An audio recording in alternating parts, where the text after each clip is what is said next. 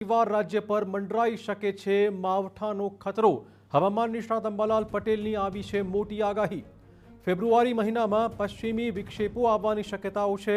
8મી ફેબ્રુઆરીથી એક પશ્ચિમી વિક્ષેપ આવવાની આગાહી તેમણે વ્યક્ત કરી છે।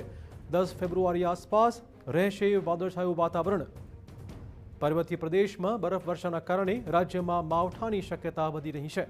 રાજ્યમાં અનેક વિસ્તારમાં છૂટાછવાયા વરસાદની શક્યતાઓ તેમણે વ્યક્ત કરી છે। આ કમોસમી વરસાદના કારણે પાકમાં રોગ લાગવાની પણ શક્યતાઓ છે। ફેબ્રુઆરી માસમાં એક પછી એક 25 વિક્ષોપ આવવાની શક્યતા રહે છે।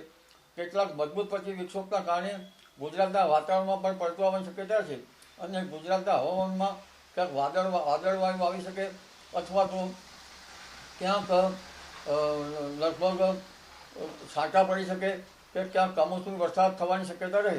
ઉલ્લેખનીય છે કે જ્યારે વિષમ હવામાનની વિપરીત અસર થતી હોય છે ત્યારે ઊભા કૃષિ પાકોમાં રોગ આવવાની શક્યતા રહેતી હોય છે।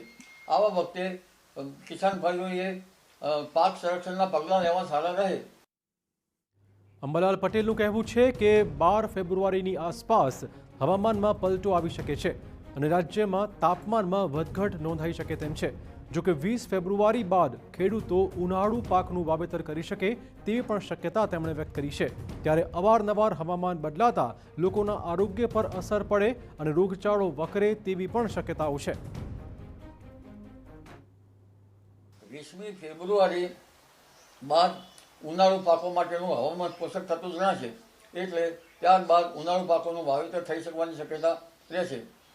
પરંતુ જોવા જઈએ તો હવે રોગેશ ઋતુ આવશે એટલે રોગેશ ઋતુમાં જનધને પોતાના સ્વાસ્થ્યની કાળજી રાખવી સારી રહે।